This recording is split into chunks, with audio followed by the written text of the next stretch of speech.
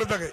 ஆளுநர் உரை மீது எனக்கு பேச வாய்ப்பளித்த மாண்புமிகு பேரவைத் தலைவர் அவர்களுக்கு மனமார்ந்த நன்றியை தெரிவித்துக் கொண்டு, கடந்த கூட்டத்தொடரில் எங்களுடைய சட்டமன்ற உறுப்பினர் அண்ணன் EV.K. இளங்கோவன் அவர்கள் இந்த அவையில் இருந்தார். இப்பொழுது இந்த அவையில் அவர் இல்லை. அதே போன்று கடந்த சட்டமன்ற கூட்டத்தொடர் நடக்கும் பொழுது இந்தியாவின் தலைசிறந்த பிரதமராக இருந்த டாக்டர் மன்மோகன் சிங் அவர்கள் இந்த தேசத்தில் இருந்தார்கள், இப்பொழுது இல்லை.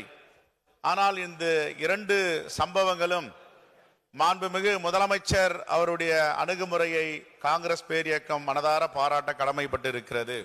இந்த ஆட்சியில யாரையும் விட்டு வைப்பதில்லை, எல்லோரும் மகிழ்ச்சியாக இருக்க வேண்டும், எல்லோருக்குமான திட்டமாக இருக்க வேண்டும் என்று.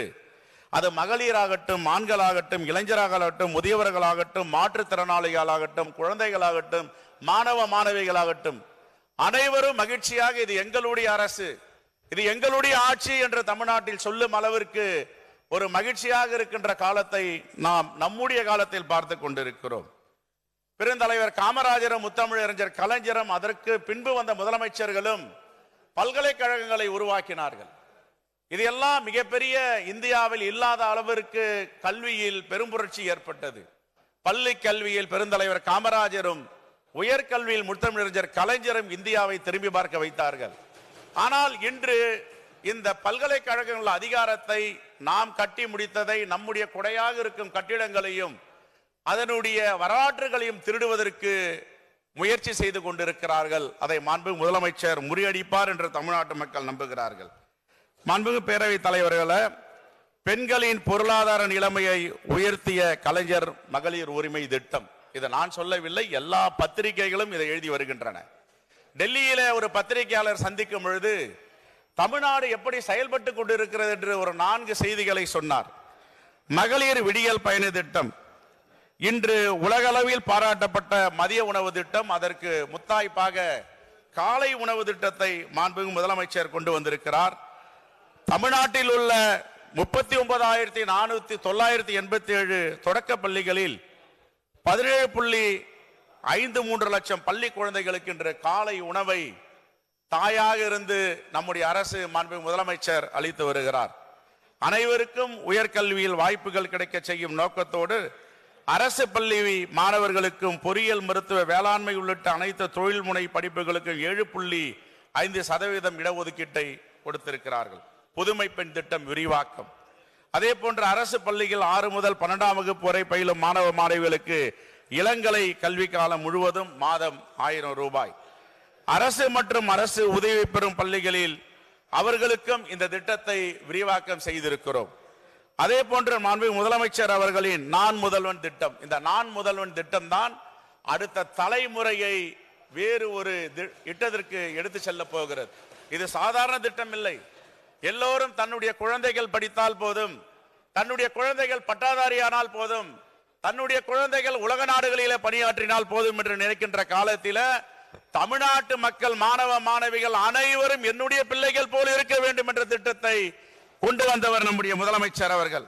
அதே போன்று விளையாட்டு துறையில ஒரு மிகப்பெரிய மைல்கல், இந்தியாவில் எங்கும் இடம்பெறாத நிகழ்வுகள், வரலாறுகள் இப்பொழுது தமிழகத்தில் நடைபெற்றுக் கொண்டிருக்கின்றன.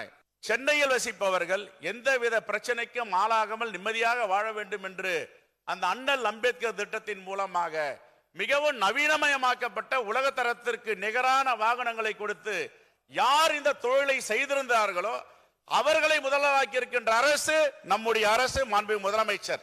அது மட்டும் கிடையாது, ஒரு செய்தியை சொல்லுகிறேன். பத்திரிகையாளர் அமர்ந்திருக்கிறார்கள். இதுவரை விளிம்பு நிலை மக்கள் பணியாற்றினார்கள். யாரிடம்? பண்ணையார்களிடம், முதலாளிகளிடம். முதல் முறையாக இந்திய வரலாற்றில இந்த விளிம்பு நிலை மக்களை மாண்புமிகு முதலமைச்சர் தொழில் முனைவோராக்கிறார். அவர்களிடம் தலித் அல்லாதவர்கள் என்ற வாகனங்களை ஓட்டிக் கொண்டிருக்கிறார்கள். தலித் அல்லாதவர்கள் வேலை பார்த்துக் கொண்டிருக்கிறார்கள் என்றால் இந்தியாவில் மிகப்பெரிய புரட்சி தமிழ்நாட்டிலிருந்து கிளம்பி இருக்கிறது என்பதில் என்று மாற்று கருத்தும் இருக்க முடியாது. தமிழ்நாட்டில் உள்ள விவசாயிகள் தேசிய அளவில் தங்களது விளைபொருட்களை விற்பனை செய்திட ஏதுவாக இதுவரை 150 ஒழுங்குமுறை விற்பனை கூடங்களை மின்னணு தேசிய வேளாண்மை சந்தம் ஈனாம் இணைக்கப்பட்டுள்ளது. இது பாராட்டுக்குரியது. மண்ணுயிர் காத்து மண்ணுயிர் காப்போம் திட்டம் அறிமுகம் செய்து பால் கொள்முதல் விலை உயர்த்தி கொடுத்ததும் நம்முடைய அரசு என்பதை நாம் பெருமைப்படுகிறோம். கடந்த 2021ஆம் ஆண்டு முதல் இலங்கை கடற்படையால் கைது செய்யப்பட்ட 1219 மீனவர்களை மாநில அரசு முயற்சி செய்து அவர்களுக்காக விடுதலை செய்து அபராத தொகையும் செலுத்தியிருக்கிறார்கள். நம்முடைய ஆளுநர் அவர்கள் இந்த தேசத்தில் ஜனநாயகம் இருக்கிறதா, அரசியலமைப்பு சட்டம் பாதுகாக்கப்படுகிறதா, ஒரு ஆளுநருடைய பணி ஒன்றிய அரசிலிருந்து அனுப்பப்படுகின்றவர் மாநில அரசிற்கு உறுதுணையாக இருக்க வேண்டும். ஃபெசிலிட்டேட் என்ற ஆங்கிலத்தில் சொல்லுகிறார் அரசியலமைப்பு சட்டத்தில். ஒரு ஆளுநர் ஃபெசிலிட்டேட் பண்ண வேண்டும். முதலமைச்சருக்கும் பெரும்பான்மை மக்களால் தேர்ந்தெடுக்கப்பட்ட அரசிற்கும் உறுதுணையாக இருக்க வேண்டும். ஆனால் இவர் உறுதுணையாக இருக்கிறாரா, மல்யுத்தம் செய்து கொண்டிருக்கிறாரா என்பதை தமிழ்நாட்டு மக்கள் பார்த்து கொண்டிருக்கிறார்கள். ஆகவே மீண்டும் ஆளுநர் புரிந்து கொள்ள வேண்டும். எங்களுடைய முதலமைச்சர் மென்மையானவர், பெருந்தன்மையானவர், தென்றலானவர். ஆனால் தமிழ்நாட்டு நலனில் அக்கறையுள்ளவர். ஏதாவது பங்கம் வந்தால் புயலாக மாறுவார் என்பதையும் மீண்டும் இந்த அவையில நான் பதிவு செய்ய கடமைப்பட்டிருக்கிறேன். இன்று எங்கு பார்த்தாலும் பூங்காக்கள், எங்கு பார்த்தாலும் சாலைகள் விரிந்து பறந்து காணப்படுகின்றன. சென்னை மாநகரம் புத்தொளி அளிக்கிறது. யார் வந்தாலும் சென்னையில் வந்து போனால் ஒரு மகிழ்ச்சியாக இருக்கிறது. அப்படிப்பட்ட நகரமாக வடிவமைத்திருக்கிறார்கள் என்று ஒன்று பார்த்து சொல்லும் அளவிற்கு வளர்ச்சி பெற்றிருக்கிறது. என்னுடைய வேண்டுகோள் என்றால், உங்களுடைய கனவு திட்டம் சென்னை மாநகரம். சென்னை மாநகரம் எப்படி இப்பொழுது ஏழை எளிய மக்களுக்கு, விளிம்பு நிலை மக்களுக்கு உலகமே பேசும் அளவிற்கு ஒரு திட்டத்தை கொண்டு வந்தீர்களோ, துப்புரவு பணியாளர்கள், தூய்மை பணியாளர்கள், இந்த பணியாளர்களை ஒரு கூட்டுறவு சங்கம் ஏற்படுத்தி அவர்களிடம் இப்பொழுது 108 ஆம்புலன்ஸ் போல டிக்கி புரிந்துணர்வு ஒப்பந்தம் போட்டு ஒரு வெற்றிகரமான திட்டத்தை நீங்கள் அறிமுகப்படுத்தினீர்களோ, அதே போன்று தூய்மை பணியாளர்களுக்கு என்ற ஒரு திட்டம் தீட்டி அவர்கள் கூட்டுறவு மூலமாக சென்னையை சிங்கார சென்னையாக மாற்ற வேண்டும். திருப்புகழ் கொடுத்த கமிட்டியுடைய அறிக்கையை வரதராஜபுரம் அந்த பகுதியில் முழுமையாக செயல்படுத்த வேண்டும். வரைவு திட்டங்களை மாண்புமிகு நீர்வளத்துறை அமைச்சரிடம் கொடுக்கப்பட்டிருக்கிறது. பரம்பிக்குளம் ஆழியாறு பாசன திட்டம் நீண்ட நெடிய நாட்களாக நிறைவேற்றப்படாமல் இருக்கிறது. அதையும் நாம் நிறைவேற்ற வேண்டும். கேரள இடைமலையாறு திட்டம் நிறைவேற்றினால் ஆனைமலையாறு திட்டம் நிறைவேற்றிக் கொள்ளலாம் என்பது ஒப்புதல் இருக்கிறது. அதே போன்று சிக்கராயபுரம், சென்னையில வறட்சி காலங்களில மிகப்பெரிய தண்ணீர் பற்றாக்குறை வருகிறது. ஆனால் இந்த 3 ஆண்டுகளில் தண்ணீர் பற்றாக்குறை இல்லை. ஏனென்றால் அதை நீர் மேலாண்மையோடு மாண்புமிகு முதலமைச்சர் எப்பொழுது மழை பெய்கிறதோ, செம்பரம்பாக்கம் ஏரியாகட்டும், புழல் ஏரியாகட்டும், சத்தியமூர்த்தி நீர்த்தேகமாகட்டும், உடனே சென்று அங்கே பார்வையிட்டு அதற்கான ஏற்பாடுகளை செய்தார்.